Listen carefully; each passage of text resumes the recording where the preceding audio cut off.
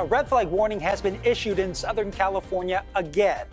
Forecasters calling the wind event a dangerous situation, threatening to fuel the multiple fires that have already been burning for a week now in LA County.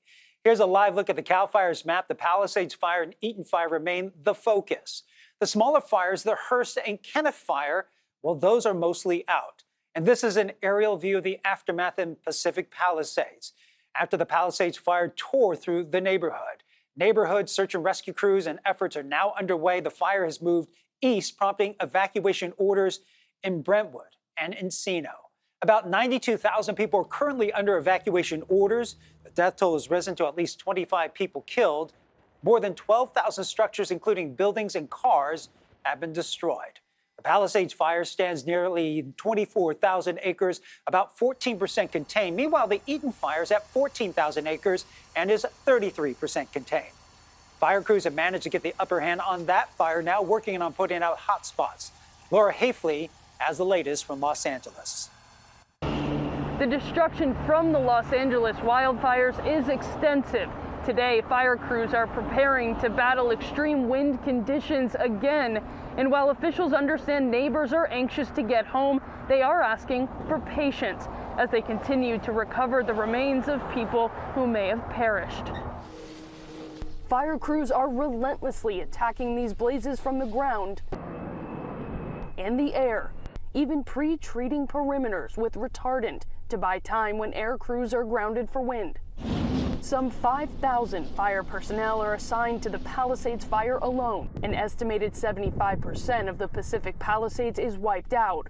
Only scorched earth remains. It's still heartbreaking, even if your house is there, to know that one of the most, what I always thought was one of the most beautiful neighborhoods in Los Angeles is just gone. The fires have burned around 40,000 acres so far. Red flag warnings are up through Wednesday, with wind gusts potentially reaching 70 miles per hour tomorrow. Officials say high winds combined with low levels of humidity could cause explosive fire growth. The anticipated winds combined with low humidities and low fuel moistures will keep the fire threat in all of Los Angeles County critical. And conditions are stable enough right now that the Los Angeles Unified School District will be reopening most schools and offices, but athletic and outdoor activities will be limited. Donation sites are growing, with many Angelenos looking for ways to help. I feel so bad for the people, so just wanted to come help somebody. The outpouring of love and supplies around the city is immense. We're like, let's go help. We have to, because we could easily be the next victims.